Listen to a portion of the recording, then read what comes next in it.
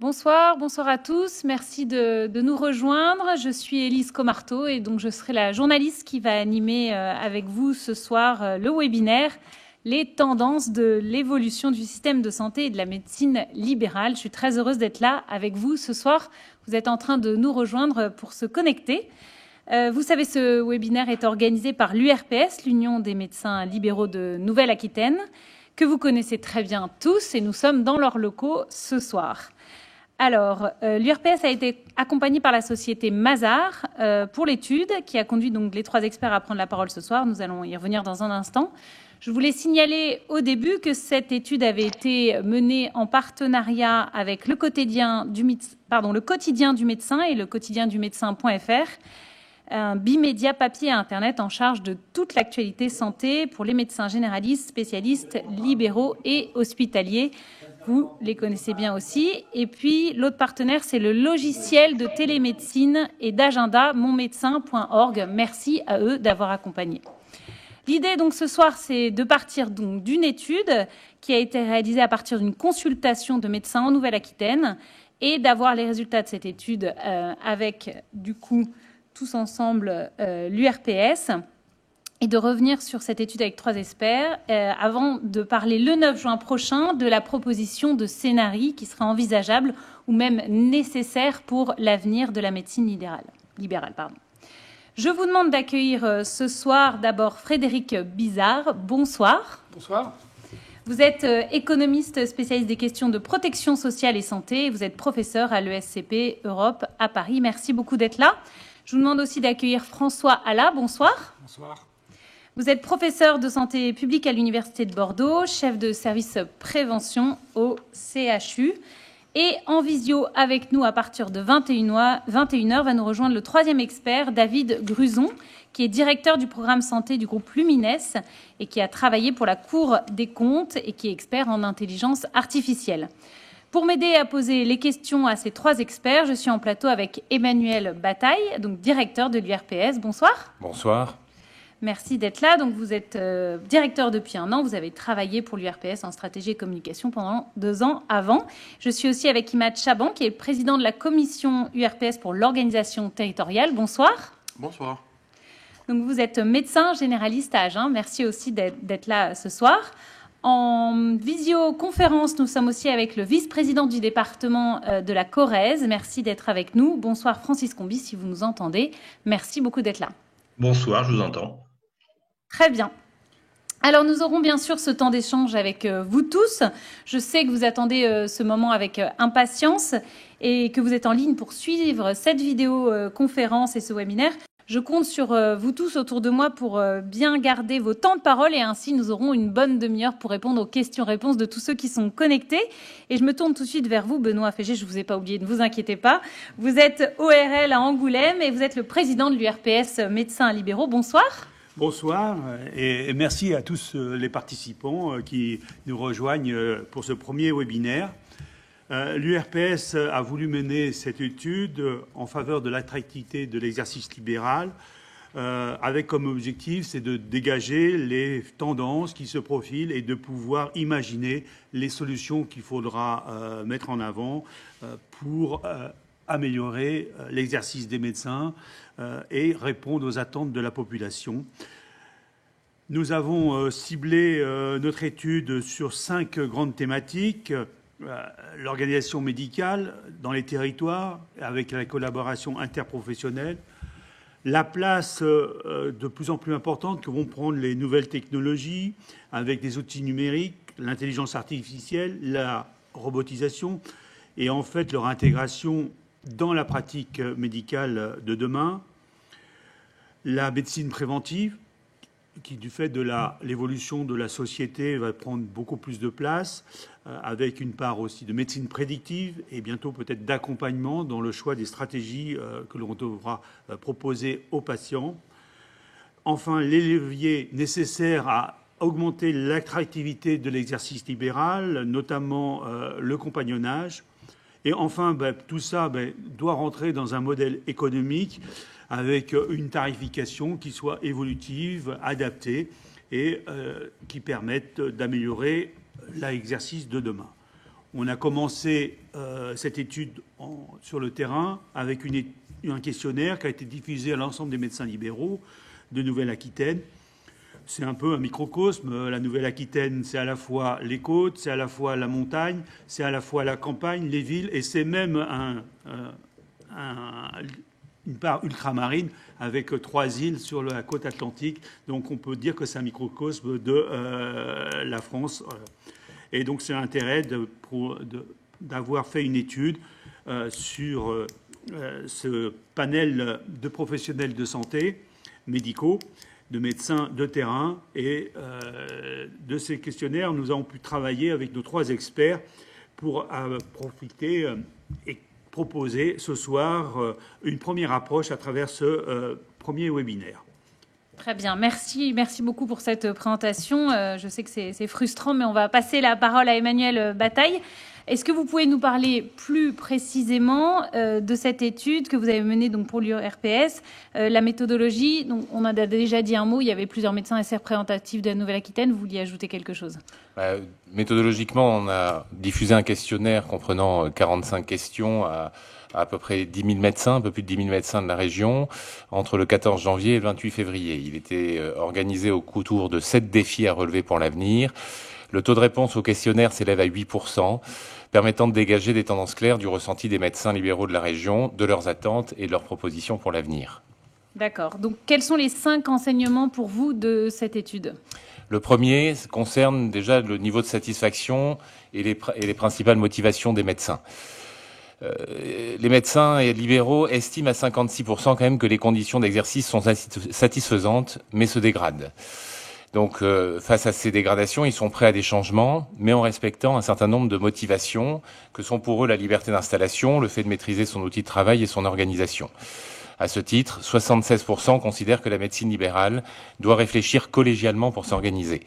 Concernant les mesures en faveur de l'installation, notamment dans les territoires à faible démographie médicale, ils sont favorables à plusieurs mesures. Le développement du compagnonnage. Ils mettent en avant, à 89%, des dispositifs de parrainage, de mentoring et les stages universitaires. Comme nous le verrons dans la suite de l'enquête, les répondants évoquent également le développement de l'activité en multisite, des mesures financières incitatives et l'évolution vers des organisations collectives pluriprofessionnelles, ce qui correspond notamment aux attentes des plus jeunes générations. D'accord. Le deuxième enseignement est un marqueur important qui porte sur la prévention. 83%, on n'est pas sur des chiffres négligeables, 83% des médecins jugent pertinent le développement de la prévention. C'est le premier motif des évolutions à réaliser pour eux. Et pour favoriser la réalisation de cette prévention, ils attendent à être mieux formés via le DPC, ils attendent des consultations conventionnelles dédiées et des parcours de prévention sous la responsabilité des médecins libéraux. D'accord. Le second défi concerne l'intégration des nouvelles technologies dans la pratique médicale. Il valide l'intérêt de l'intelligence artificielle. À 74%, il l'envisage prioritairement comme aide dans les actes techniques. Il l'évoque également pour la télésurveillance, le dépistage, l'aide à la décision, l'aide au diagnostic. Pour la télémédecine, c'est la téléexpertise qui ressort comme un levier important pour 56% d'entre eux, révélant certainement son intérêt dans la qualification de l'accès au second recours. La téléconsultation qu'on commence à bien connaître est également mise en avant, mais sans le faire au détriment de l'examen clinique présentiel et de la relation humaine avec le patient. D'accord. Le quatrième point, c'est l'organisation médicale qui doit être beaucoup plus collective.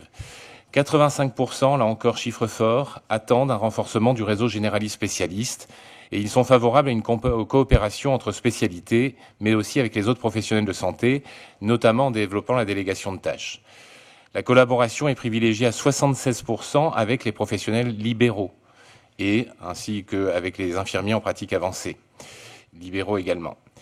Il favorise les dispositifs d'exercice coordonné, mais sans la contrainte d'une labellisation. On y reviendra certainement plus tard dans les débats. Le développement de structures partagées entre libéraux sans contrainte de label ressort comme une mesure favorisant l'installation dans les territoires, notamment. Quant au niveau dispositif promu par les pouvoirs publics, ils sont encore loin de convaincre. S'il y a 5-10 ans, un médecin sur 2 estime pertinent de participer à des communautés professionnelles de territoires de santé, les CPTS, seuls 20% considèrent qu'il s'agit d'une opportunité pour favoriser les initiatives des acteurs du territoire. Cette méconnaissance est encore plus marquée pour les équipes de soins spécialisées. La plupart ne savent pas de quoi il s'agit. Il est donc nécessaire que ces nouvelles organisations soient bâties pour donner envie aux professionnels et les embarquer. Enfin, sur le sujet de la rémunération, 5e et dernier point, 95% des médecins estiment nécessaire de revaloriser les actes cliniques, mais aussi l'attente sur les actes techniques.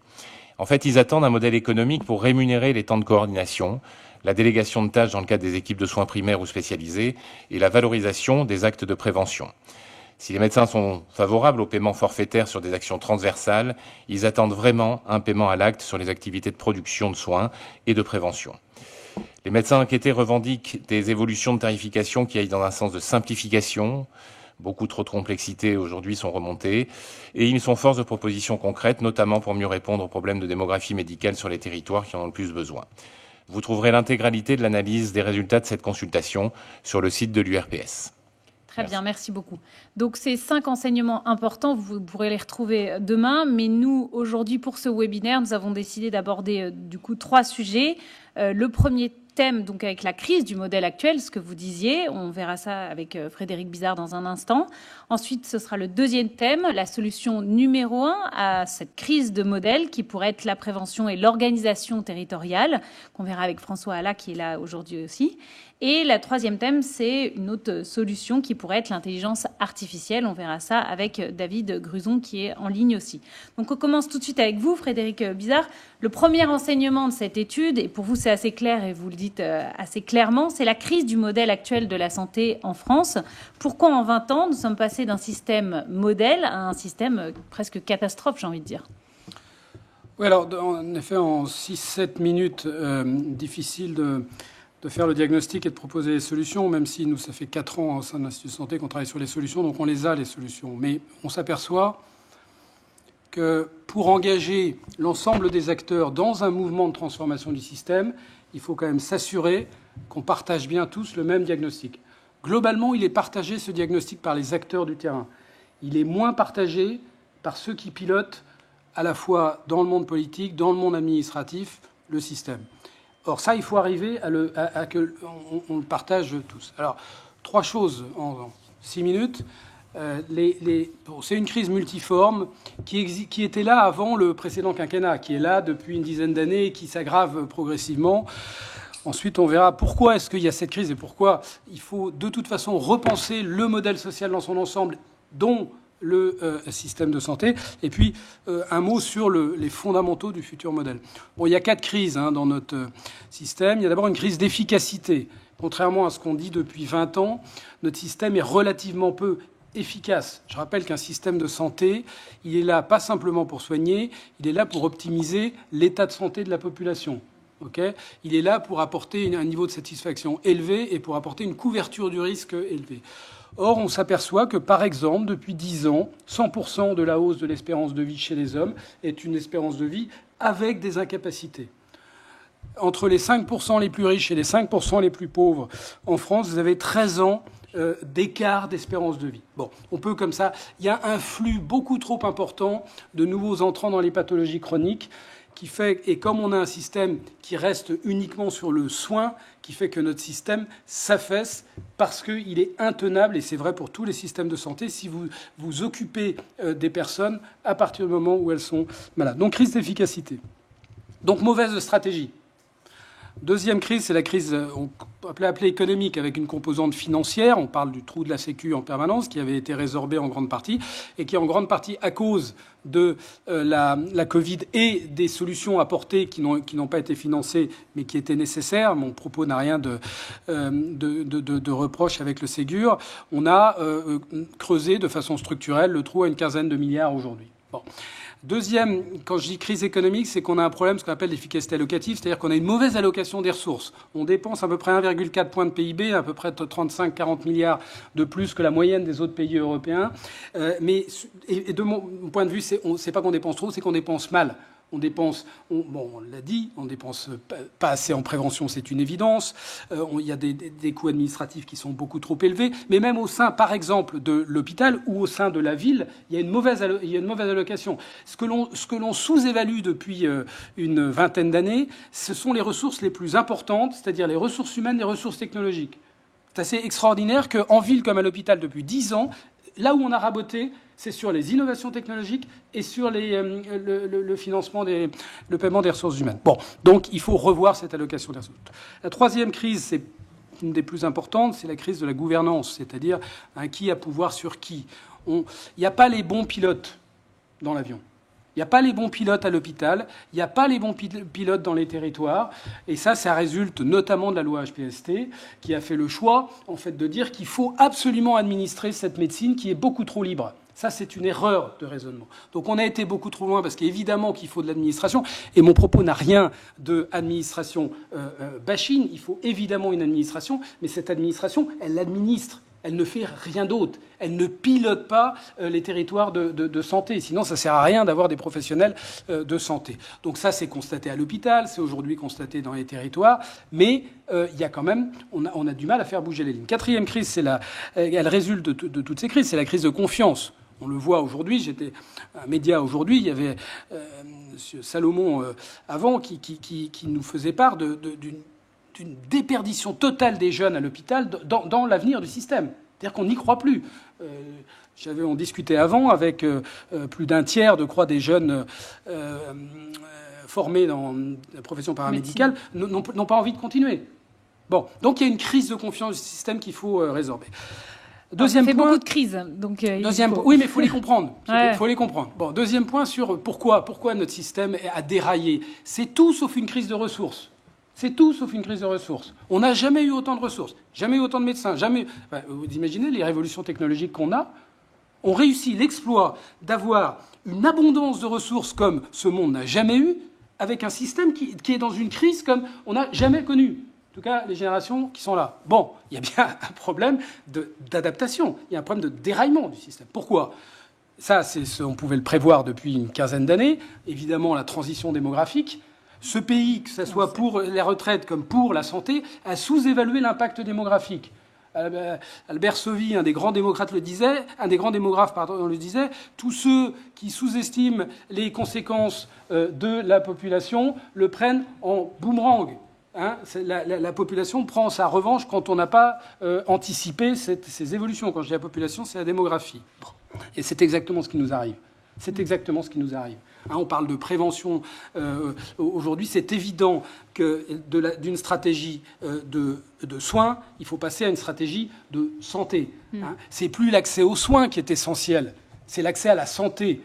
Mais à défaut de l'avoir fait, aujourd'hui, là, l'été, on n'est pas sûr de garantir un accès aux soins. Donc on voit bien qu'il y a une chose. Deuxième chose, c'est la transition épidémiologique, le fait de passer de risque court à un risque long, ce qui est le cas sur tous les risques sociaux.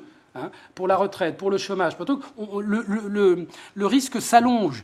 Et quand on réfléchit à l'économie du risque et à la gestion du risque, en fait, c'est un changement de stratégie qu'il faut faire. Pour faire simple, le pilote, dans le modèle actuel encore, mais qui doit être transformé, c'est l'offreur de soins, le professionnel de santé. Dans le modèle d'un risque long, le pilote, c'est l'usager. C'est celui qu'il faut armer pour gérer le risque. Sinon, vous n'êtes pas efficace. Troisième transition, c'est la transition technologique. Cette révolution technologique, elle nous permet de gérer les deux premières transitions. D'accord ? Dernier point, donc, c'est quoi ce nouveau modèle qu'il faut mettre en place ? C'est déductif de ce que je viens de dire. C'est trois fondamentaux. Le premier, je l'ai dit, c'est donc soins santé, c'est-à-dire de travailler sur l'ensemble des déterminants, pas simplement le soin, mais des déterminants économiques et sociaux, les déterminants comportementaux, et les déterminants environnementaux. Mais ça change complètement l'organisation du ministère de la Santé, l'organisation politique de la chose. Bon. Les médecins libéraux doivent être au cœur de ce passage de la santé aux soins. Deuxième chose, c'est le passage d'une gestion par l'offre. Le ministère de la Santé gère des professionnels de santé et des hôpitaux aujourd'hui.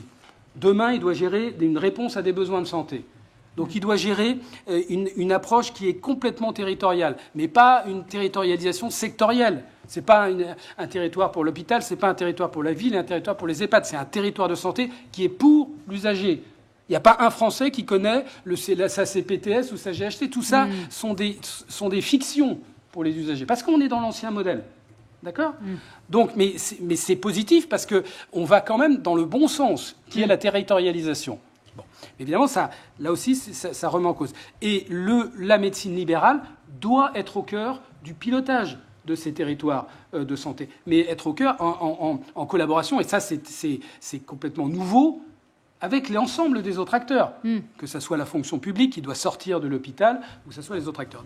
Le troisième pilier, c'est la démocratisation du système. Vous ne pouvez pas aller vers un modèle où vous voulez que le pilote soit l'usager et l'exclure des processus de décision. Vous ne pouvez pas faire piloter les territoires de santé et dire qu'il faut responsabiliser les acteurs et exclure ces acteurs des décisions. Alors on va me dire, mais aujourd'hui, ils sont déjà inclus. Non, ils sont sur des strapontins. Ils ont un rôle consultatif. Le nouveau modèle, c'est on leur donne le pouvoir, la responsabilité, évidemment avec une feuille de route, une stratégie nationale. Et c'est là où le rôle de l'État doit se renforcer, là où il doit être fort, c'est-à-dire dans la vision et dans la feuille de route nationale. On va voir ça avec l'ARS. Je m'arrête là. Ça tombe bien. Merci beaucoup pour ces propos. Je sais que vous avez beaucoup à dire. On continuera à vous poser des questions. D'ailleurs, vous pouvez tous poser des questions. Il s'agit simplement de mettre dans votre menu sur le bas de votre écran pour qu'on puisse les avoir et les poser ensuite. Et du coup, on pourra voir avec vous, Monsieur Bizard, la suite des choses à changer. Je voulais me tourner vers l'ARS parce que vous savez que ce sont les agences régionales de santé qui sont chargées du pilotage régional du système national de santé. Vous le disiez tout à l'heure. Ces politiques, elles sont déclinées. Benoît Elbott, vous êtes le directeur général de l'ARS pour la Nouvelle-Aquitaine. Que fait l'ARS pour répondre à cette crise, justement ? Bonjour à tous, merci de m'avoir invité à ce webinaire. Donc c'est vrai que les temps de parole sont courts pour parler de tous les sujets dont il faudrait parler. Donc je suis un peu embêté parce que une partie des problèmes, c'est le fait que l'administration pilote. J'en suis désolé, je m'en excuse. Je n'ai pas bien compris qui devait piloter parce que c'était les usagers. Puis j'ai l'impression quand même que l'administration, elle représente par les élus les usagers. C'est le principe de la démocratie. Mais vous savez, quand j'ai fait mes études de médecine en santé publique, j'ai eu un séminaire où un professeur de santé publique a exposé à tous les internes de santé publique le système de santé. Et il a exposé ce qui n'allait pas dans le système de santé.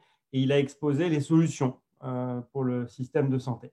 Donc moi, j'ai posé cette question et je lui ai dit, mais monsieur le professeur, si vous connaissez toutes les solutions, comment ça se fait que le système de santé ne va pas, puisqu'on a les solutions? Il m'a dit, j'ai pas la main. Et c'est là que j'ai choisi, en tant que médecin, de ne pas suivre une carrière hospitalo-universitaire, mais de me lancer dans l'administration parce que je me suis dit que ça ne sert à rien d'avoir toutes les solutions et de ne pas prendre la main pour essayer de changer les choses. Et donc aujourd'hui, c'est ce que tous les gens qui sont investis à l'ARS, et c'est la seule motivation de l'ensemble des 750 agents qui sont à l'ARS, c'est d'essayer d'accompagner le territoire pour essayer d'améliorer les choses. Mais je pense que ce n'est pas si simple et qu'il n'y a pas de recette miracle. Ce que j'entends, c'est que ce qui est confronté par tout le monde, et vu les résultats de votre enquête, quand on voit les résultats de votre enquête où on dit il faut plus de coopération entre professionnels, c'est ce qu'on est en train de faire. Alors avec des outils pas parfaits, des outils qui sont négociés avec les médecins, notamment dans la région Nouvelle-Aquitaine. Moi, je suis tout à fait d'accord avec le fait que les choses doivent être pilotées aussi par le terrain. Et c'est pour ça qu'en Nouvelle-Aquitaine, sur ces fameuses CPTS, on a un partenariat extrêmement étroit avec l'URPS, à qui on a donné 1 million d'euros pour pouvoir faire que les professionnels accompagnent les professionnels dans ces systèmes de coopération. Parce que j'en suis persuadé, les solutions, elles doivent venir du terrain et nous, on doit se positionner en accompagnement. Après, on voit que les choses ne sont pas si simples quand même parce que dans tout ce qui a été cité, et on voit dans les résultats de l'enquête, on voit bien que cette coopération, les moyens financiers ne suffisent pas à faire que dans certains territoires, pour des raisons qu'on connaît bien, d'emploi du conjoint, d'attractivité géographique des territoires eux-mêmes, on a beaucoup de mal à résoudre la difficulté d'installation des médecins.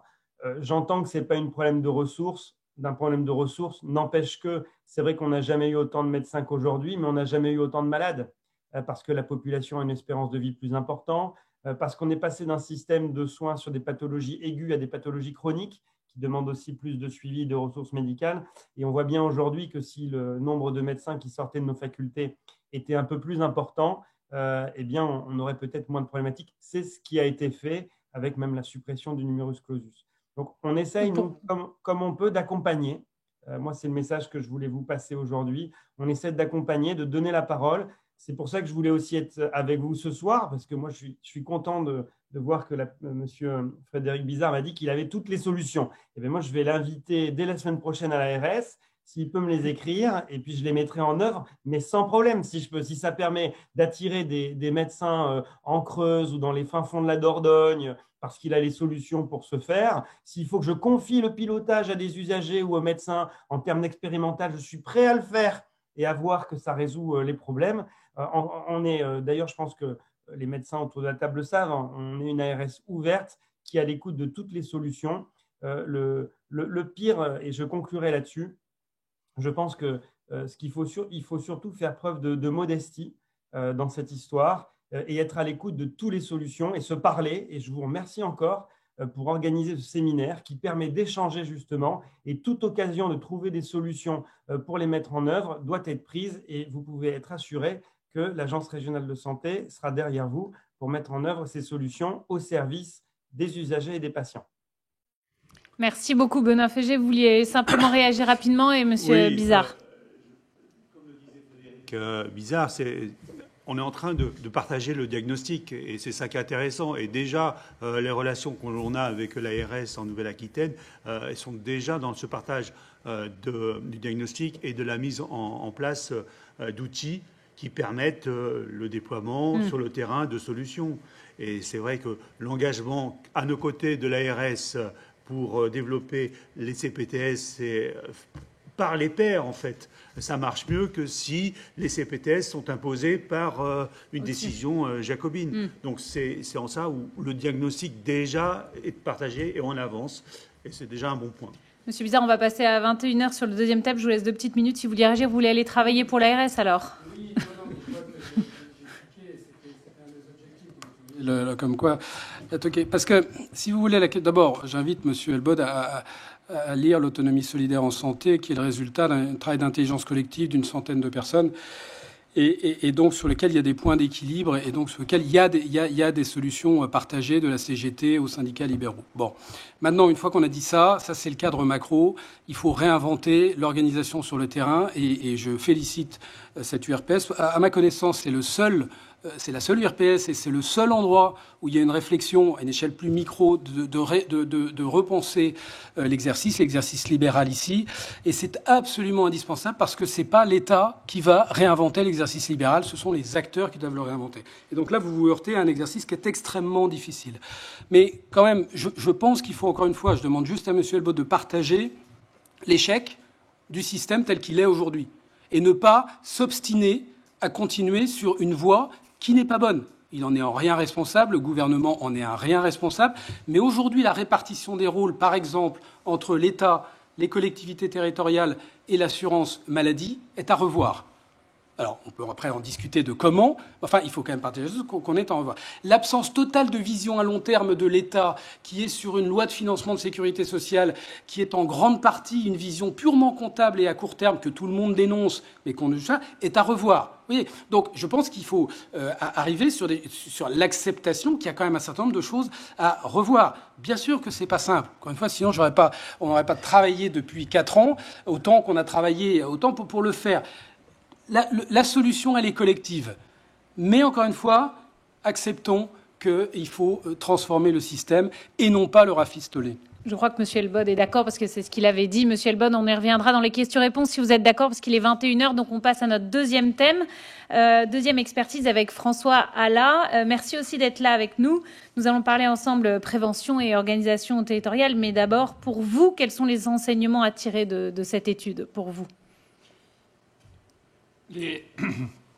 Pardon, ça a été bien rappelé dans l'introduction, dans le résumé qu'a fait l'étude, l'importance qu'a la prévention pour les médecins libéraux, l'importance qu'elle a déjà dans leur pratique, le souhait qu'elle ait une place plus importante.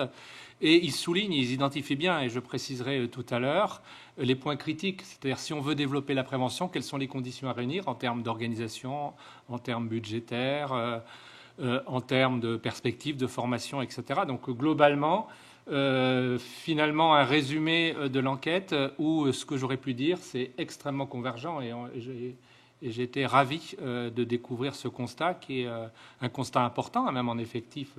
Je suis désolé, je n'ai plus l'effectif en tête du nombre de répondants. Comment ? 1200. Voilà, 1200, donc c'est extrêmement significatif, avec une représentation territoriale et par spécialité. Et donc ça montre bien que chez les praticiens libéraux, il y a vraiment cette volonté, ce besoin, ce ressenti et des propositions tout à fait cohérentes et convergentes pour faire évoluer la prévention. Donc j'en suis ravi en tout cas. Et mis à part la prévention, la question organisationnelle était importante aussi pour vous à souligner. Oui, et les deux se croisent et j'y reviendrai. On ne peut pas faire évoluer la prévention si on n'a pas les organisations pour, et réciproquement, la prévention est un très bon levier de changement des organisations. Et ça, je rejoins d'ailleurs beaucoup du constat et des propositions de Frédéric à ce niveau-là. L'enjeu est d'abord organisationnel, et tant qu'on n'aura pas réfléchi, pensé, fait évoluer les organisations, on ne pourra pas avoir la prévention telle qu'on souhaite l'avoir. Très bien. Donc vous y étiez là aussi ce soir pour présenter votre analyse. Vous vouliez dire spécifiquement quelque chose ? Vous aviez noté ? J'ai noté quelques éléments, beaucoup d'ailleurs, au fur et à mesure où Frédéric parlait, je l'ai rayé au fur et à mesure. Donc ça montre que malgré des points de vue, enfin en tout cas des perspectives ou des disciplines ou des lieux d'observation extrêmement différents, on est quand même très très convergents, hein, j'en suis ravi, sur les constats. Donc ça me permet déjà d'économiser un peu de temps et donc de me recentrer peut-être sur l'aspect prévention. Donc le résultat de toutes les crises dont parlait Frédéric, sur le plan factuel, la France qui était considérée comme le meilleur système de santé du monde, hein, c'était le fameux rapport de l'OMS, de l'Organisation mondiale de la santé de 2000, aujourd'hui ne peut plus se considérer comme tel. Certains chiffres ont été donnés, hein, c'est que si certains indicateurs comme l'espérance de vie est parmi les meilleurs du monde, d'autres se sont dégradés. Frédéric en parlait, hein, l'espérance de vie en bonne santé qui stagne. On gagne des années, mais pas des années de vie en bonne santé. Une mortalité prématurée élevée, hein, plus de 20% des décès en France, et surtout des très très fortes inégalités sociales, ça a été souligné, et aussi territoriales de santé, où on a des différences de mortalité, de morbidité extrêmement fortes entre les territoires, et y compris entre les territoires de notre région. Alors, comment expliquer ce constat qui est très paradoxal, hein, ça intrigue beaucoup nos collègues étrangers, où la France, on a à la fois des indicateurs très bons, des indicateurs très mauvais. C'est parce que on a un système qui est un peu déséquilibré, j'allais dire, avec un système de santé, de soins, en termes d'accès, de qualité, même si on s'en plaint, même s'il est en crise, quand on le compare avec nos voisins, qui est quand même un système dont on n'a pas à rougir. Aujourd'hui, sur l'accès aux soins, sur la qualité des soins, sur la capacité de prendre en charge chacun selon ses besoins, on a un système qui est plutôt bon, même s'il est perfectible. Et à côté de ce système de soins qui tient la route, on a un système de prévention qui est médiocre. Et là, je reprends le qualificatif du dernier rapport de la Cour des comptes, publié en décembre 2021 sur la prévention, qui, je cite à peu près le résumé du rapport, c'est que la France a une performance médiocre en prévention malgré un investissement équivalent à ceux de nos pays voisins. Donc ce n'est pas du tout une question budgétaire comme on l'indique régulièrement. Ça relève d'abord de questions d'organisation, j'y reviendrai. Parce que la prévention, c'est majeur. Et c'est un des outils à mobiliser pour répondre aux crises qui ont été citées par Frédéric. À titre d'illustration, c'est à peu près la moitié de la charge de morbimortalité, c'est-à-dire la moitié de la charge de soins, donc la moitié des dépenses de santé qui est liée à des facteurs accessibles à la prévention, donc évitables potentiellement si on s'organise pour. Donc c'est pas négligeable. Et donc c'est pas l'augmentation des dépenses de santé, l'augmentation des besoins, c'est pas quelque chose d'inéluctable. Voilà, pour prendre un exemple très très concret, la maladie d'Alzheimer. On en parle beaucoup, du 5e risque, de la dépendance. Vous regardez le plan Alzheimer, il n'y a pas une mesure de prévention. On considère que ça va être inéluctable et qu'il faudra organiser les prises en charge, organiser la prise en charge des aidants, organiser la prise en charge financière. Mais jamais personne ne se pose la question que quand on regarde, finalement, 2/3 des cas sont évitables par l'action sur les facteurs de risque, qui sont les facteurs de risque classiques, cardiovasculaires, tabac, activité physique, etc. etc. Et sur beaucoup de sujets, là j'ai pris un exemple, mais sur beaucoup de sujets, c'est exactement la même chose. Donc sur la prévention dans le système de soins, puisqu'effectivement, et ça a été souligné aussi par Frédéric, que je vais beaucoup citer finalement, l'avantage ou l'inconvénient de parler en deuxième, c'est bien sûr l'action sur les environnements, l'action sur l'urbanisme, la politique sociale, la politique éducative, c'est tout ça, la prévention aussi. Mais le système de soins a aussi son rôle à jouer en rattrapage, en compensation et surtout pour ne pas rajouter de l'inégalité à l'inégalité, ce qui est le cas aujourd'hui. Parce que les personnes les plus à risque sont aussi les personnes les moins prises en charge sur le plan préventif. Et l'exemple du Covid le montre très bien. Donc dans ce cadre-là, que fait le système de soins aujourd'hui et que font plus particulièrement les médecins libéraux? C'est déjà une activité importante. Comme M. Jourdain, ils font de la prévention, donc ils demandent à en faire, mais ils en font déjà. Ça représente le plus du quart de leur activité quand on mesure précisément ce qu'ils font dans une journée de soins. Mais les résultats ne sont pas du tout à la hauteur de ces investissements. Voilà, pour prendre l'exemple que je prends souvent, parce que c'est un gros programme sur lequel nous travaillons, sur le tabagisme des femmes enceintes. France, record du monde de femmes fumeuses, 17% de femmes fumeuses en fin de grossesse, ça ne bouge pas, malheureusement. Et c'est un sujet complètement consensuel. Et pourtant, malgré 10 à 15 contacts avec le système de soins au cours de la grossesse, dans un cas sur 5, personne n'a posé la question du tabac. Et dans un cas sur 2, chez une femme fumeuse, on ne lui a proposé aucune solution. Pourtant, tout existe. Et les meilleurs pays européens sont à moins de 5%, donc 3 fois moins qu'en France. Donc il est possible de bien mieux faire. Et pour ça, donc, comme je vois que j'ai plus qu'une minute environ, tout à fait. Donc j'essaye de bien suivre les consignes. Donc c'est d'abord des grands principes, une démarche intégrée. C'est-à-dire qu'il ne faut pas construire un système de prévention. Il faut que la prévention s'intègre au système de soins et réciproquement. Deuxièmement, une démarche proactive et systématique. La prévention n'a de sens que systématiquement proposé. C'est ce que les Anglais appellent le Make Every Contact Count. Chaque contact avec le système de soins doit être une occasion de prévention, sans demande du patient, proactive. Et c'est particulièrement important pour les patients les plus vulnérables. Et c'est une démarche collective, coordonnée. C'est comme la maladie chronique. L'obésité, ça ne se règle pas un claquement de doigts.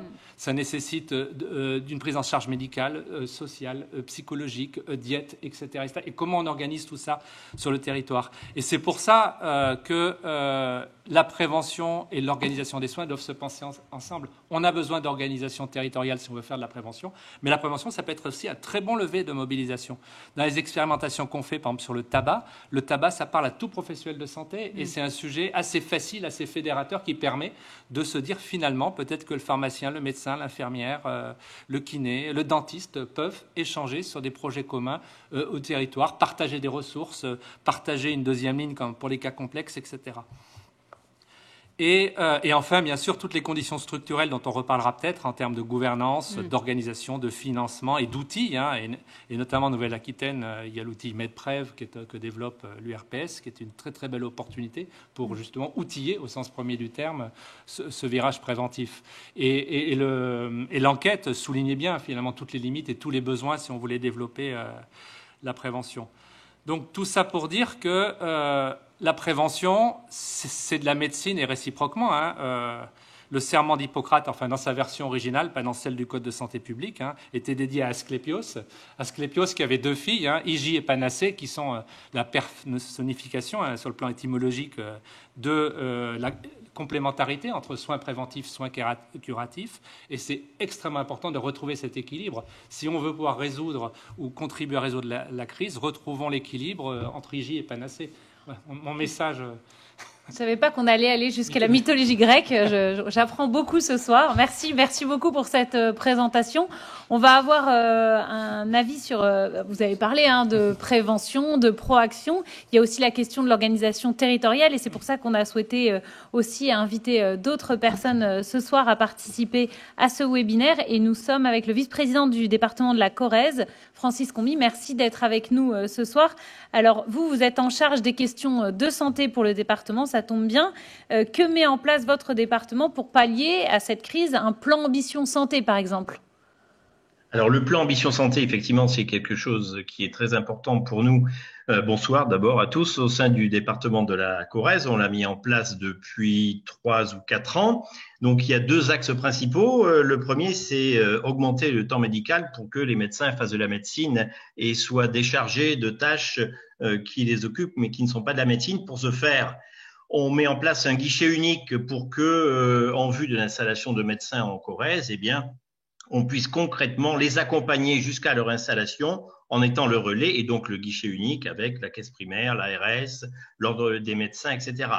Deuxièmement, au niveau administratif, donc aider les médecins de notre centre de santé, qui sont des médecins salariés, mais aider aussi des médecins libéraux qui viendraient donc nous demander de les accompagner dans ce domaine-là. Pour le moment, c'est uniquement pour nos médecins salariés, les accompagner dans les tâches administratives et les soulager, donc de la comptabilité, la facturation, la prise de rendez-vous, bien sûr, puisque ça prend beaucoup de temps.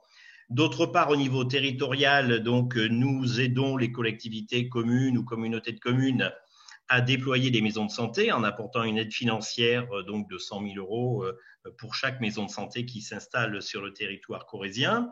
Au niveau de la médecine avancée, donc, nous avons commencé à recruter des infirmiers en pratique avancée qui vont donc permettre de libérer donc les médecins de certaines consultations ou qui vont faire des pré-consultations pour que, effectivement, pour certaines pathologies chroniques, eh bien, les médecins puissent être déchargés de certaines consultations. Au niveau de la télémédecine, en relais avec les mairies, les médecins, les infirmiers, les pharmaciens, on est en train de voir et en concertation à installer des bornes de télémédecine dans certaines communes corréziennes, bien sûr, de proposer des mallettes de téléconsultation pour les infirmiers de pratique avancée. Donc ça, c'est effectivement, ce sont des actions qui permettent d'augmenter le temps médical. Deuxième chose qui concerne beaucoup de territoires, bien sûr, c'est attirer des étudiants, attirer des médecins généralistes, mais spécialistes, mais beaucoup de médecins généralistes sur le territoire corrézien. Pour ce faire, on accorde des bourses à des étudiants en 3e cycle pendant leurs études, sous réserve qu'ils s'engagent à exercer pendant 5 ans en Corrèze. On leur apporte des aides aux frais de déplacement lorsqu'ils viennent en stage en Corrèze.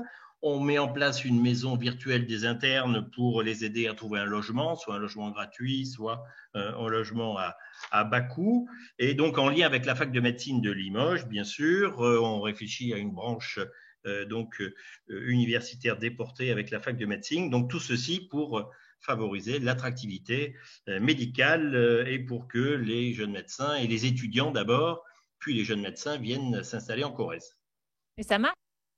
Écoutez, ça marche. On a encore réalisé il y a 15 jours une action week-end de découverte de la Corrèze et quelques internes sont venus et 3 se sont engagés à revenir et à donc venir s'installer en Corrèze. On a une autre vision. Merci beaucoup aussi parce que nous sommes ici avec un médecin d'Agen, donc le docteur Chaban, excusez-moi. Agen, le Lot-et-Garonne est lui aussi dans les parents pauvres de la région. Pour vous, c'est le personnel de santé sur place qui doit être proactif et qui doit même proposer au gouvernement des choses pour être entendu et compris. C'est pour ça que vous êtes là aujourd'hui avec nous.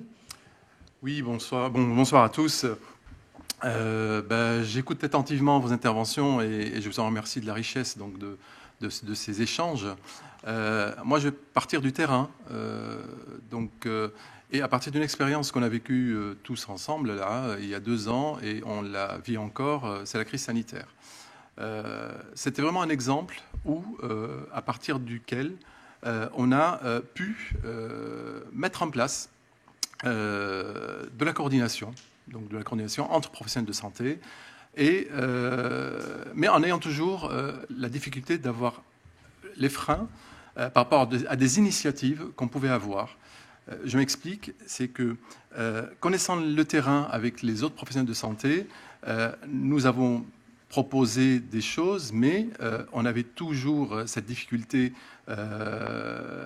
administrative, si je peux dire, pour qu'on aille dans un sens de construction. Et je rejoins un peu ce que disait M. Bizard par rapport à ces initiatives qu'on peut avoir et cette gouvernance qu'on peut avoir par rapport à des décisions sur des territoires sur lesquels on a une connaissance donc, de ces territoires, par la population qu'on soigne.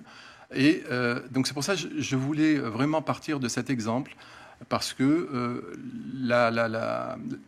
les professionnels de santé libéraux ont été réactifs pour mettre en place le soin par rapport aux malades qui ont été Covid, la prévention dans le cadre des centres de vaccination ou de la vaccination dans nos cabinets ou dans les officines chez les pharmaciens ou les infirmières qui le faisaient à domicile, ou les autres professionnels de santé. Bon, il y a les biologistes qui ont organisé aussi, certains biologistes, des vaccinations dans leur laboratoire.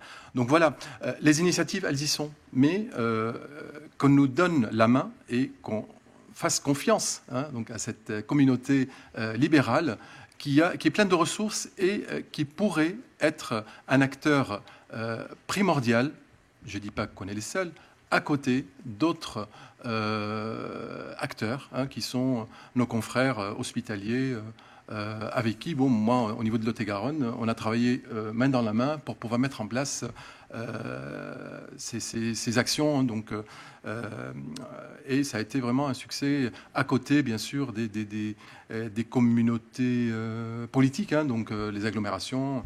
Voilà, donc ça, c'est un constat, si je peux dire, et qu'on pourrait développer par le biais donc, de l'exercice coordonné, donc, que ce soit au niveau des équipes de soins primaires, donc, dont les MSP peuvent être donc, les exemples, et tout ce qui est exercice coordonné au niveau populationnel, qui sont les CPTS. Les CPTS, par rapport à la prévention, c'est une des missions. Et je pense que si on nous donne la main donc dans ce cadre-là, je pense qu'on pourrait quand même assurer une très bonne démarche dans ce sens, et sans que ça soit saupoudré par des indicateurs, voilà, donc qu'il y ait quand même une politique préventionnelle qui soit digne de ce nom et qui soit, je veux dire, reconnue dans nos territoires. Ça, c'est la première réaction. La deuxième réaction, c'est par rapport à la démographie médicale. Je suis d'un territoire qui est Lot-et-Garonne, qui est l'avant-dernier au niveau de la Nouvelle-Aquitaine, au niveau population démographique, médicale et paramédicale, parce que ce n'est pas seulement au niveau médical. Et je pense par des actions pour favoriser, j'ai entendu le mot compagnonnage, j'ai entendu le mot avoir un nombre de stagiaires, de soutien pour pouvoir favoriser l'arrivée donc de ces jeunes médecins dans nos territoires, pour pouvoir leur proposer donc, des installations ou parce que bon, c'est un territoire qui fait bon vivre. On a le pruneau d'Agen, donc avec le magret, avec tout ce qu'il faut avec, et le foie gras. Mais ça ne suffit pas forcément. Mais ça suffit pas, parce que dans toutes les propositions qu'on fait, les accueils des internes, c'est ce qu'on met en avant, et c'est pas ça que les jeunes médecins veulent. C'est une action polyfactoriel pour l'accueil donc du jeune médecin, avec l'accueil de sa famille, l'accueil de son conjoint, l'attractivité territoriale par rapport à l'emploi. Je pense, et c'est quelques exemples que je prends, l'accueil des enfants, donc des couples, des enfants de médecins, par l'accès à la crèche, par l'accès... ça va ensemble. Et ça, on le ressent dans cette difficulté d'organisationnel pour les médecins. Parce que pour les médecins qui arrivent dans les territoires, j'en ai discuté avec certains, et qui nous disent que oui, c'est le parcours du combattant, des fois, pour pouvoir mettre en place cette installation. Même si j'entends dans des départements, il y a l'accueil, les logements gratuits. Ça ne suffit pas. Non, c'est pas seulement ça. Je pense que c'est beaucoup plus large. Et je rebondis juste par rapport à cet aspect, je veux dire, temps médical. Oui, le temps médical, il faut le préserver. Mais il faut aussi que le médecin reste, lui, je veux dire, le pilote, si je peux dire, de ce système de soins, et qu'on puisse après apporter une offre de santé, je retiens ce mot, pour pouvoir apporter dans nos territoires une efficience de cette médecine libérale. Très bien, le message est passé, le compagnonnage avant tout. On passe à notre troisième thème de la soirée avec l'expert David Gruson qui est avec nous. On va parler maintenant intelligence artificielle. Alors on a dit tout à l'heure en quoi donc les cabinets médicaux peuvent être un lieu apte à utiliser cette intelligence artificielle et même plus important parce qu'on en a discuté ensemble, quelle supervision humaine en chair et en os cette fois-ci est nécessaire pour cette intelligence artificielle. Oui, écoutez, un grand merci et d'abord merci au président Fégé, à Emmanuel Bataille d'avoir initié cette démarche absolument pilote. Il faut bien mesurer qu'avec 1200 répondants, on a avec l'URPS Nouvelle-Aquitaine une dynamique absolument sans précédent. C'est l'étude de référence pour analyser la médecine libérale en général et la médecine libérale vis-à-vis des outils numériques en particulier. Et je voudrais saluer aussi Benoît Elbod, que j'ai eu la chance de connaître dans d'autres fonctions et qui a été un des premiers convaincus par la nécessité d'avoir recours à ces outils de santé numérique. On voit aussi dans l'intervention de Francis Camby que en fait, vous avez dans la région déjà une pratique de ces outils. Et je pense que la première vertu de cette étude, encore une fois absolument majeure, c'est de démythifier l'idée que les professionnels de santé en général et les médecins libéraux en particulier seraient rétifs vis-à-vis de ces nouvelles technologies. Rendez-vous compte, vous avez 74% des répondants, encore une fois 1200 répondants, c'est un panel représentatif large, qui disent que l'IA est un bon vecteur pour venir intervenir dans les aides techniques. Et les travaux qu'on a fait ensemble ne se sont pas limités à un questionnaire en tant que tel, puisqu'il y a eu par ailleurs une étude, un workshop absolument précis qui a été fait sur ces sujets avec un mémorandum d'une 30aine de pages qui a été réalisé pour examiner toutes les composantes de ce recours à l'IA dans votre pratique. Et on voit que dans une région aussi vaste que la région Nouvelle-Aquitaine, l'IA peut être utilisée aussi bien dans la prise en charge de pointe, dans les établissements hospitalo-universitaires de référence, mais aussi dans la spécialité et rapprocher notamment en ruralité le diagnostic de spécialité des médecins généralistes. On a beaucoup parlé notamment d'ophtalmologie, de dermatologie, pour mobiliser ces outils d'intelligence artificielle au service d'un rapprochement du diagnostic de spécialité de la population de cette très très grande région. C'est vrai aussi pour les quartiers urbains difficiles. J'ajoute un point qui est pour moi aussi un enseignement tout à fait majeur de cette étude, c'est qu'il y a une ouverture, ça c'était clair, sur les questions de téléconsultation. On voit que la crise sanitaire, ça a été parfaitement rappelé par François Alla, a modifié les pratiques de manière générale dans le système et l'a modifié également sur le recours à ces outils de téléconsultation. Mais ce que montre également votre étude, et ça c'est plus nouveau peut-être, c'est que les professionnels, notamment dans le domaine des maladies chroniques et métaboliques, mais aussi de téléexpertise, avec une dimension très forte de compagnonnage, de confraternité entre médecins généralistes et médecins spécialistes. C'est donc en fait une vraie transformation d'ensemble qui est à l'œuvre et qui permet de recouper un certain nombre d'axes de propositions que Frédéric Bizard a tracés pour essayer de faire évoluer le système dans le bon sens, de le rendre plus efficient. Alors, vous l'avez dit, un des axes de recommandation qui a été formulé, on a travaillé sur ces questions, c'est l'idée de déployer une garantie humaine, une supervision humaine de ces outils d'intelligence artificielle.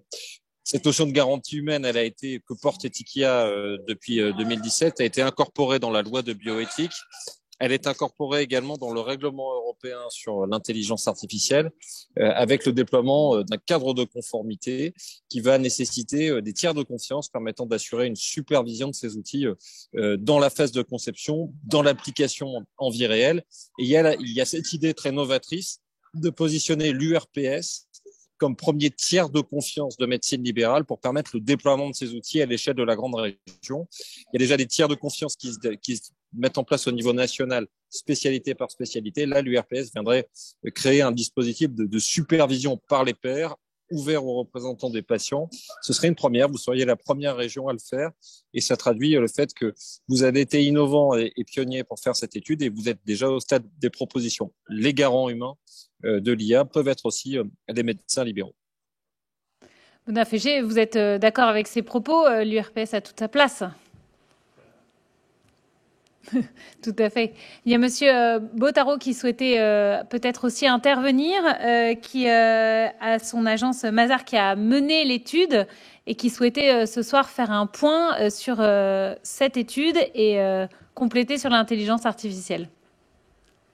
Merci beaucoup, bonjour à toutes et à tous. Donc, pas mal de choses ont été dites sur l'étude et sur son succès. Peut-être un point complémentaire, il a été évoqué par les intervenants précédents, l'intérêt de réfléchir à des approches populationnelles, donc approches populationnelles qui visent à améliorer l'état de santé d'une population et pas seulement d'une patientèle, et qui ne concernent pas uniquement je dirais, les médecins, mais l'ensemble des professionnels de santé ou même travailleurs sociaux ou éducatifs pour le bien d'une population. Et ça, c'est intéressant. On verra en sortie d'études, mais il est fort probable que cette idée soit affinée. Elle croise parfaitement avec ce qui a été dit sur la prévention, parce que l'approche populationnelle, justement, sert à magnifier la prévention, et elle croise également avec des questions du numérique, parce que pour passer à une approche populationnelle, on a intérêt à avoir une bonne connaissance, je dirais, des besoins de santé d'une population et un bon suivi, un bon monitoring de cette population. Et donc ça, c'est tout à fait novateur et c'est certainement un axe qui ressortira dans les propositions. Merci beaucoup Samuel Bottaro d'être intervenu. C'est drôle quand même que les deux personnes qui parlent de l'intelligence artificielle sont celles avec qui ça capte le moins bien.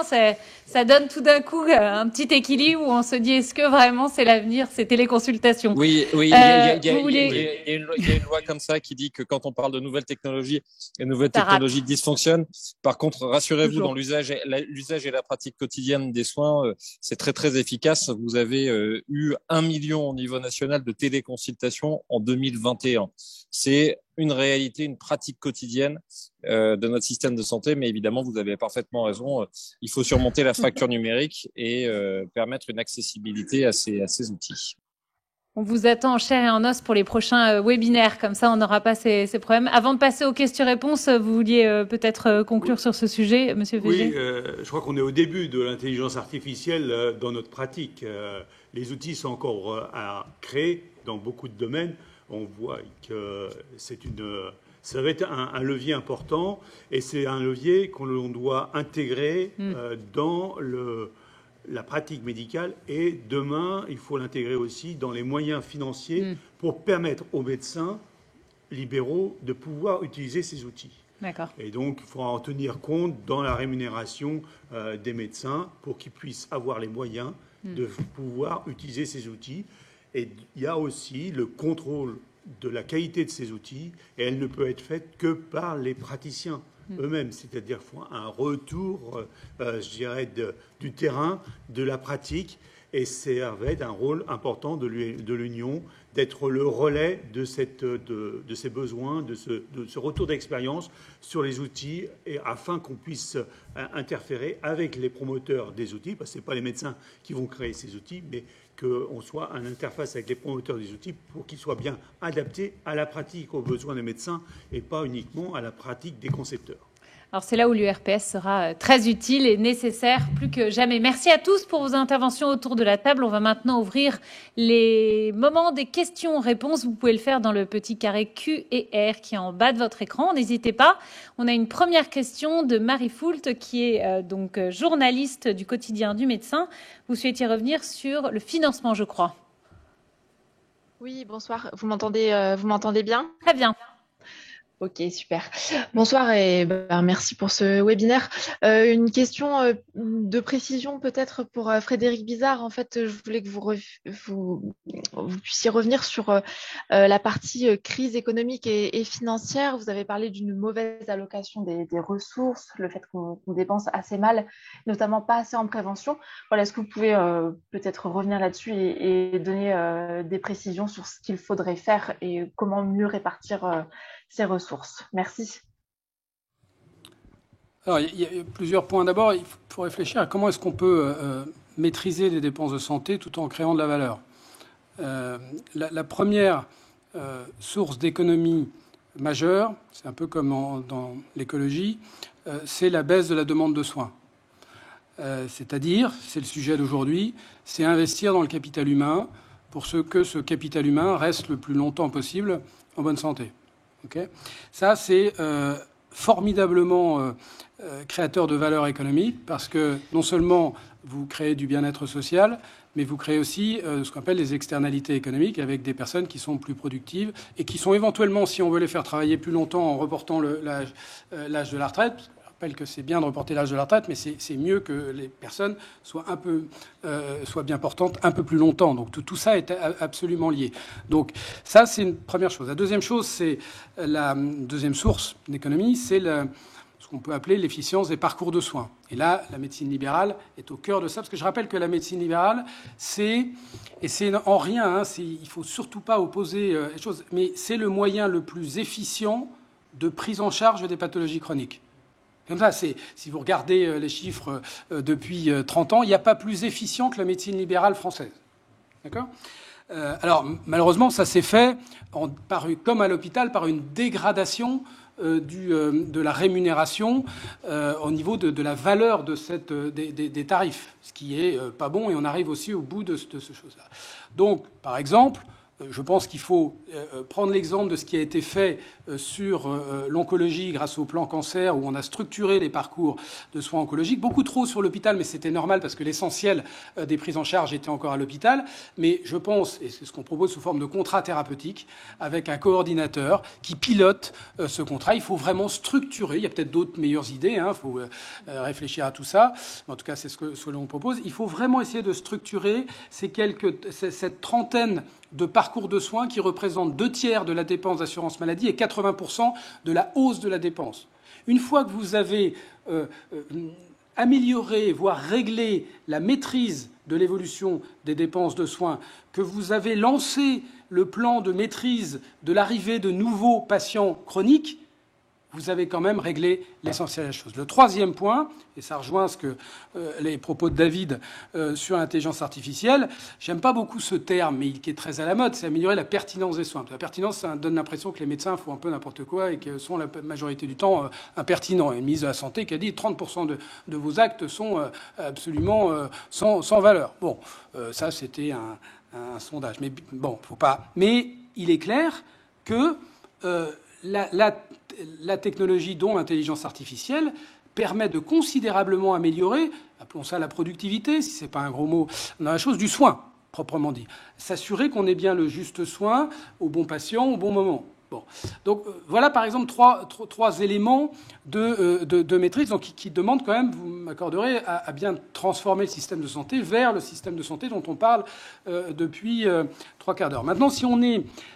peut-être que c'était aussi l'objet de votre question en tant que médecin, c'est qu'est-ce qui va se passer là dans les semaines qui viennent où on a 15 milliards de déficit structurel de l'assurance maladie, après 2 années très déficitaires mais qui étaient conjoncturelles.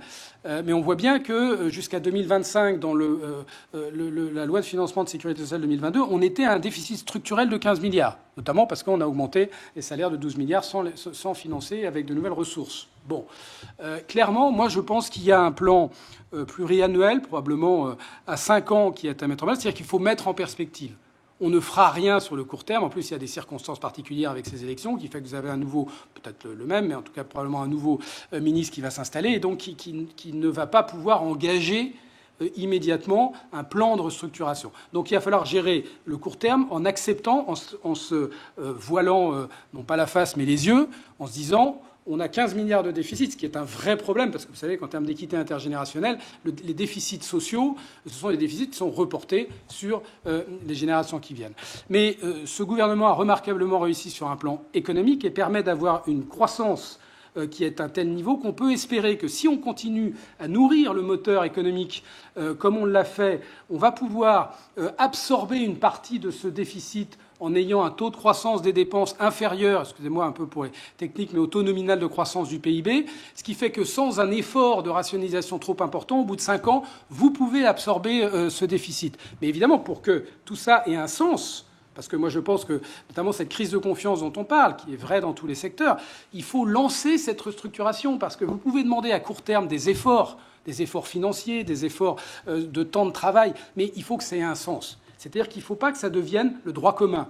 Et en fait, pour les soignants, depuis plusieurs années, on a l'impression que les efforts et le sacrifice, ça devient la routine permanente. Et forcément, là, on a usé et on est au bout de cette logique-là, quel que soit le mode d'exercice.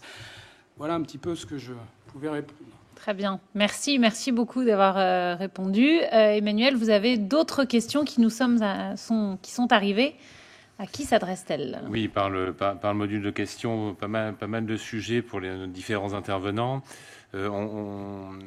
Réaction, effectivement, on va commencer par David Gruson, sur les nouvelles technologies et notamment l'intelligence artificielle, avec les pathologies simples traitées par les IPA et l'intelligence artificielle, les pathologies lourdes dont le temps de consultation sera 3/4 d'heure avec un acte rémunéré à 25 € fragilisera fortement l'entreprise libérale. Donc on voit que l'arrivée d'autres professionnels, mais aussi l'arrivée des nouvelles technologies qu'on évoquait tout à l'heure.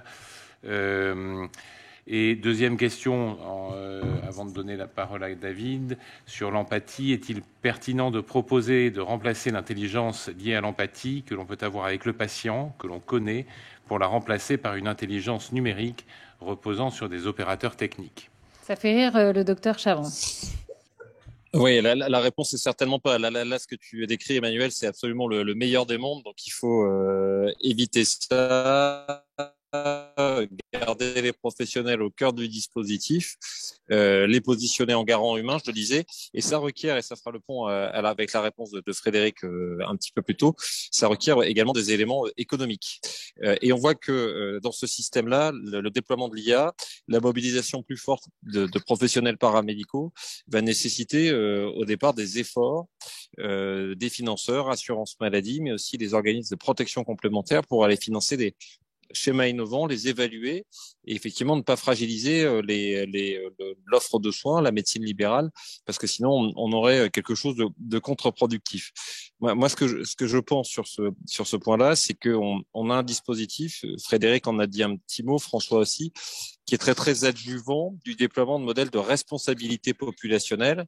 Et c'est une des autres vertus de votre étude, de montrer qu'en fait, les médecins libéraux, ils sont ouverts également. Donc, il va falloir bonifier cette prise en charge dans la durée, à l'échelle des territoires, sur les maladies chroniques et métaboliques, intégrer l'IA non pas comme une fin en soi, c'est pas le but du tout, mais comme un instrument dans des parcours de prise en charge.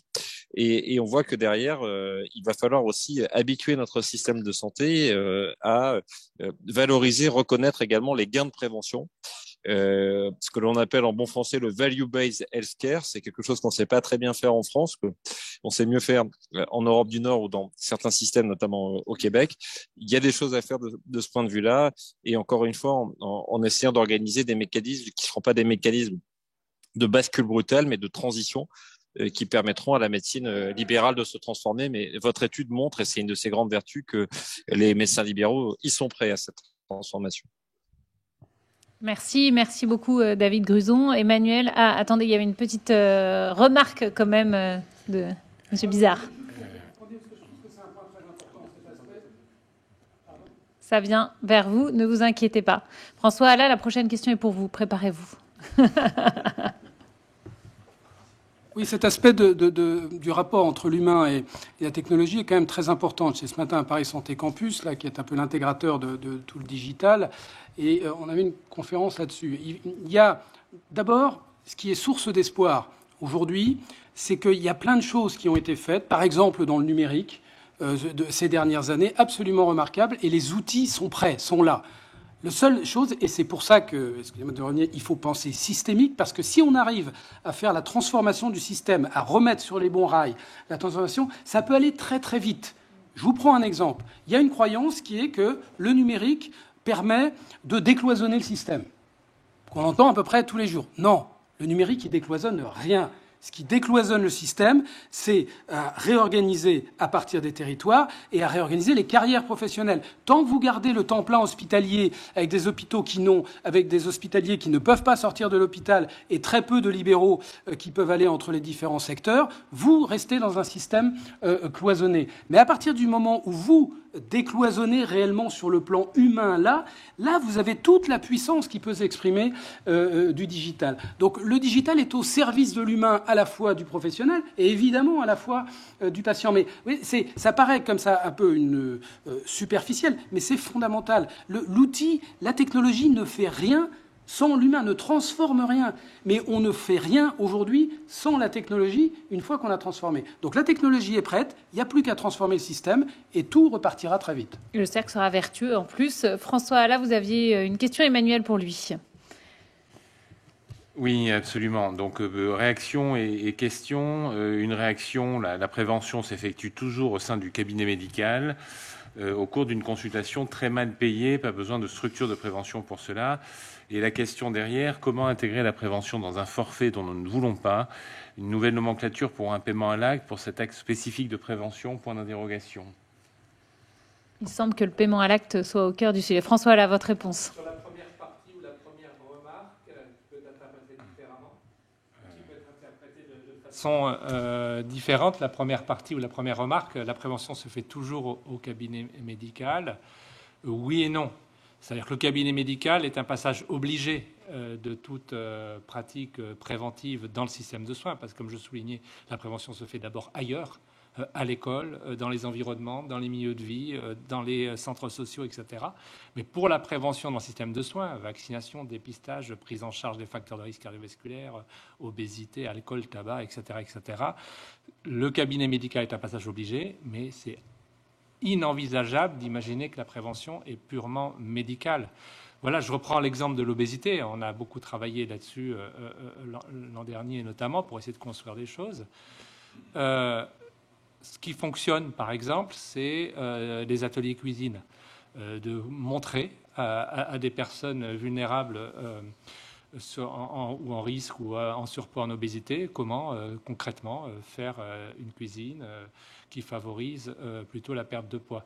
Vous croyez que c'est le médecin généraliste qui va aller faire des ateliers collectifs cuisine et parfois au domicile des patients, parce que c'est aussi accompagner pour faire les courses, pour choisir les produits, etc.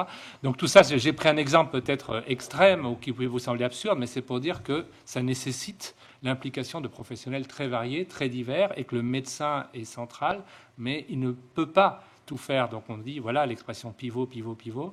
Mais si on considère que la prévention doit se faire chez le médecin, on aura, comme aujourd'hui, un échec de prévention. Par contre, c'est indispensable. Parce qu'il faut repérer, il faut être proactif. On parlait de responsabilité populationnelle. On le voit, la prévention, c'est rarement une demande du patient. Le patient vient parce qu'il a mal, il vient parce qu'il a un problème X ou Y. Il ne vient pas vous voir en disant tout va bien et j'aimerais que vous me vérifiez, etc., etc. Donc c'est une démarche proactive qui est enclenchée entre autres par le médecin. Et j'en viens à la deuxième partie de la question, ou la deuxième question sur le modèle économique finalement. Pour moi, il n'y a pas de modèle unique. S'il y avait une solution unique, ça se saurait. Globalement, ce n'est pas un sujet. Globalement, on dépense plus de 15 milliards d'euros par an pour la prévention. Mais on dépense peut-être mal et peut-être pas au bon endroit. De penser qu'aujourd'hui, par exemple, 400 millions d'euros sont dépensés par an pour traiter, pour hypertension, des patients non hypertendus, on peut se dire que ces 400 millions d'euros, on pourrait en faire quelque chose d'un peu plus utile ou d'un peu plus pertinent, mais je n'ose même plus utiliser le terme aujourd'hui.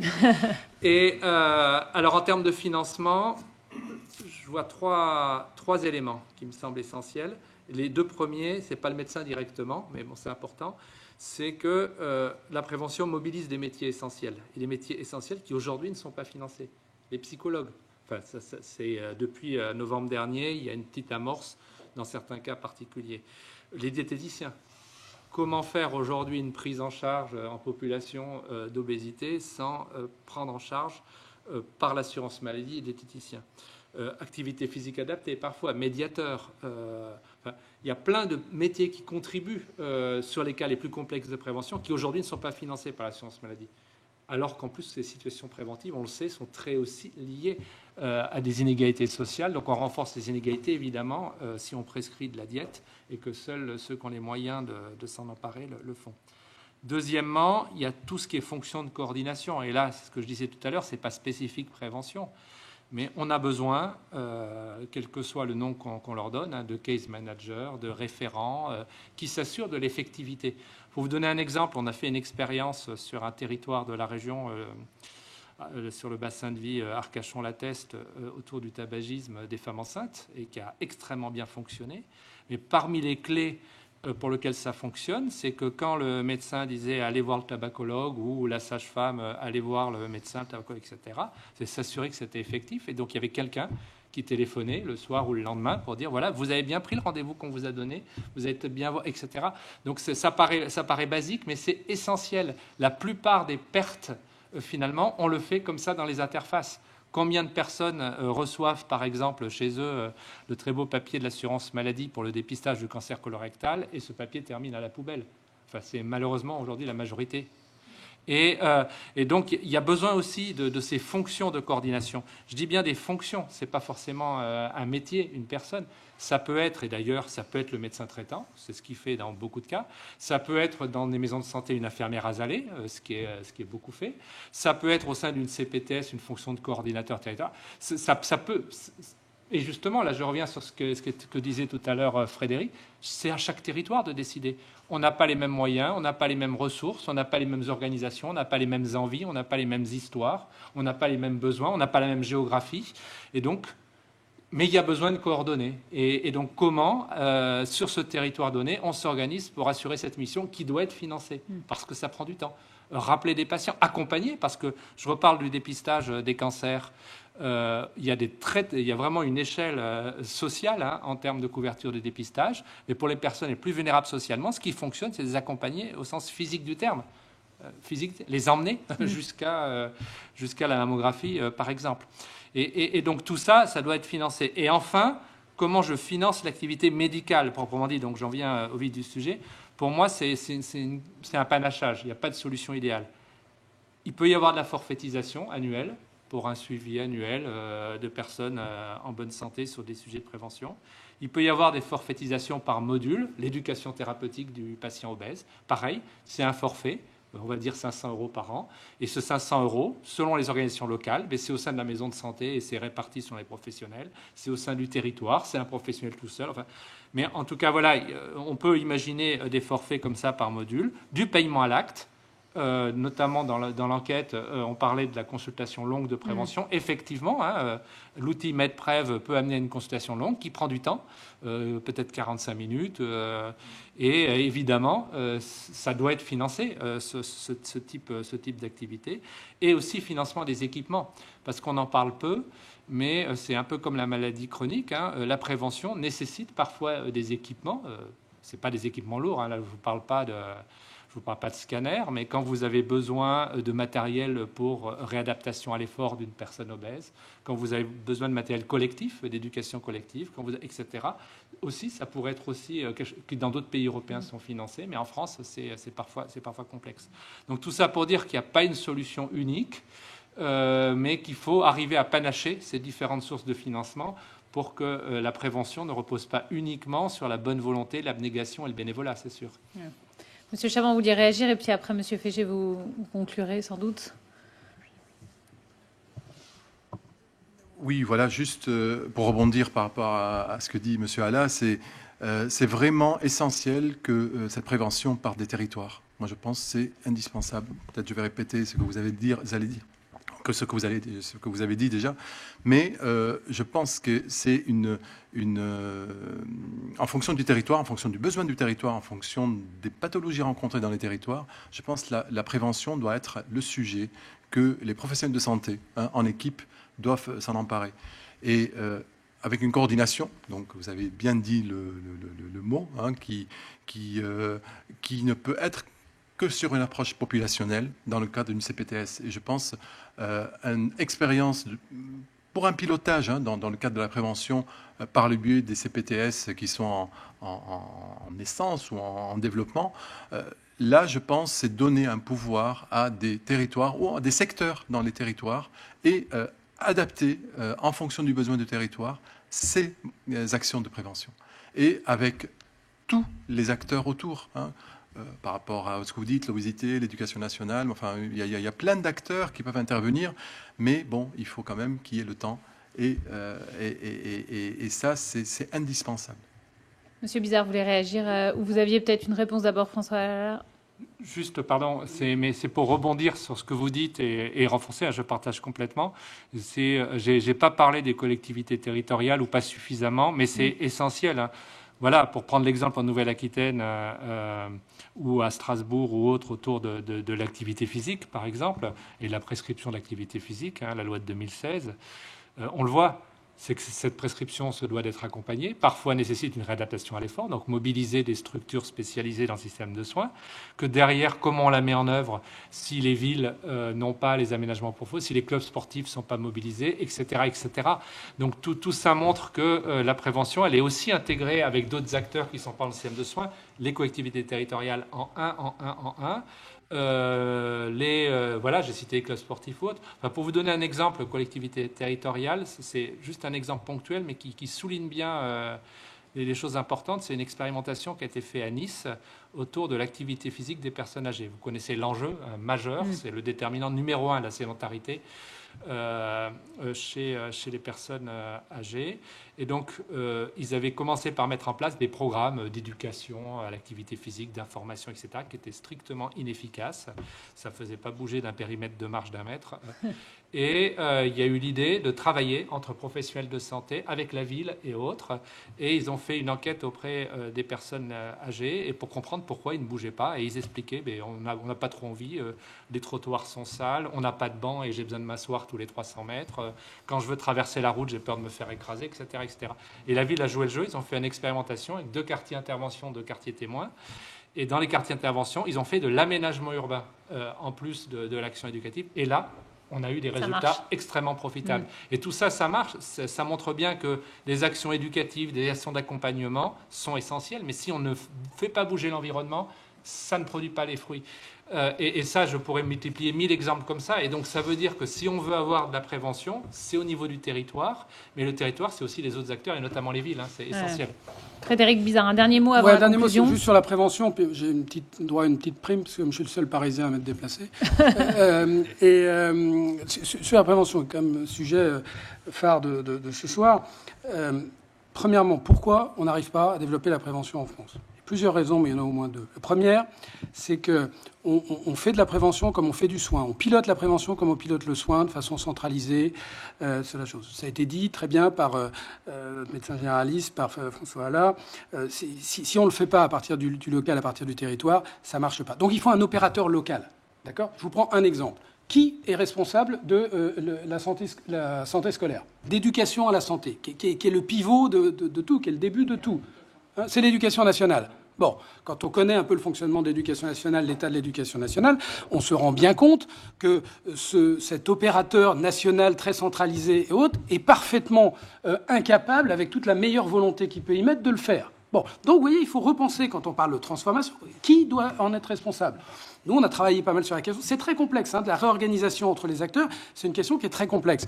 Bon, on a fini par penser que c'est le département, parce que le département a la PMI, et que finalement, il doit être, et qu'il connaît très bien, c'est le pivot social, le département, et que finalement, c'est peut-être le moins mal placé. Je dis pas que c'est l'idéal, mais s'il y a mieux, il y a... Bon, par exemple. Donc, c'est le premier point. Deuxième point, pourquoi ça ne marche pas ? C'est qu'on n'en fait pas un modèle économique. Et je mets tous nos économistes anciens et nouveaux dans la chose, c'est qu'on n'a pas démontré, moi j'ai créé une chaire notamment pour travailler sur ces questions-là, quelle est la rentabilité de l'investissement dans le capital humain. C'est-à-dire qu'il faut être convaincu, comme on l'a fait pour le chômage. Il y a un endroit où on l'a fait dans le risque social, c'est le chômage. On s'est dit, on va peut-être arrêter de se focaliser uniquement sur le poste, sur après le risque une fois que les gens sont au chômage. Si on investissait dans le capital humain avant, on a mis 15 milliards d'euros sur les compétences, le PIC, le plan d'investissement compétences. Et personne ne fait le lien aujourd'hui, mais évidemment que c'est ça qui fait baisser le chômage, et c'était la bonne recette. Et c'est pareil ce qu'il faut faire en santé. Donc c'est de l'investissement, c'est pas de la dépense de soins. Et il faut en faire un modèle économique.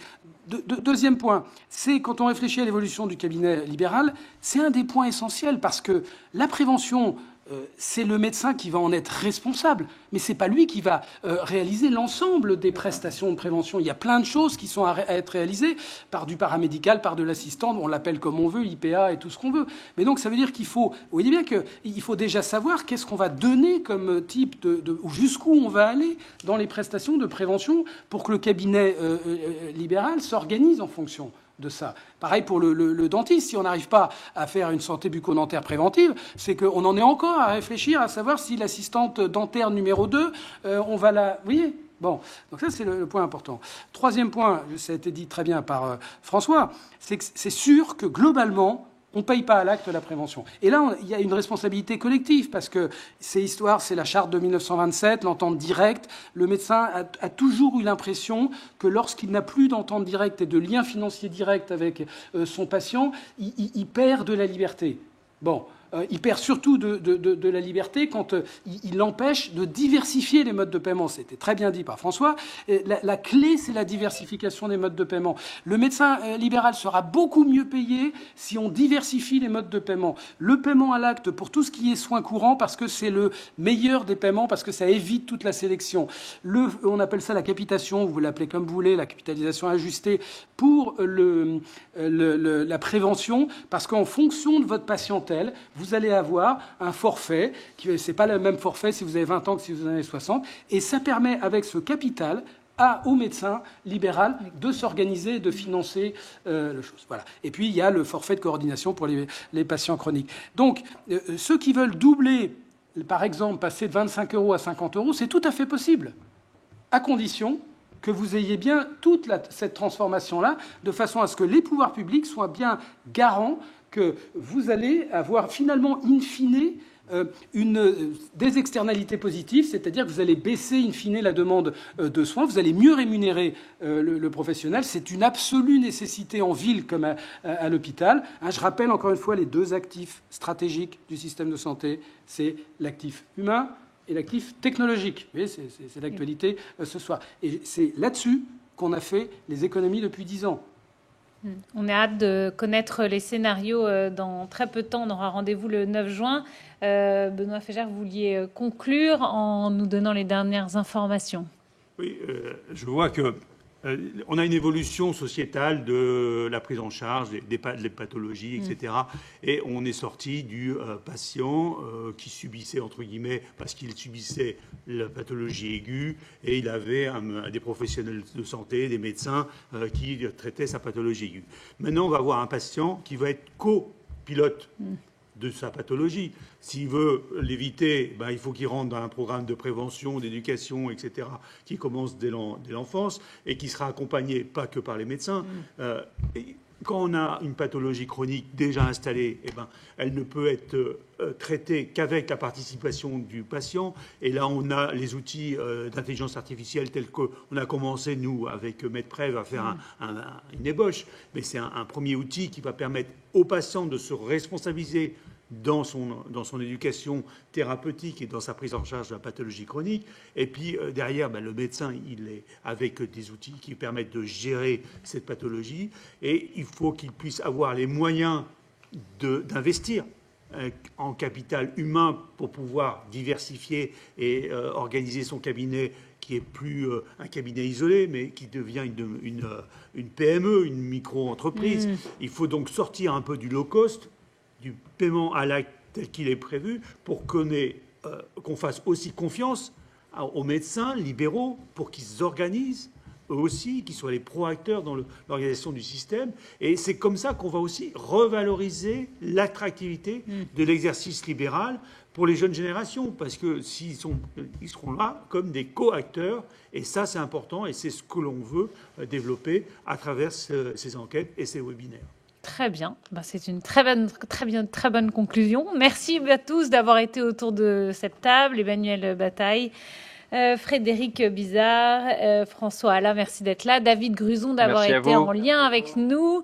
Merci Monsieur Elbaud, merci Marie Foult, merci Samuel Bottaro, merci Francis Combi, merci Dr Chaban, je reviens sur la table, d'avoir été avec nous.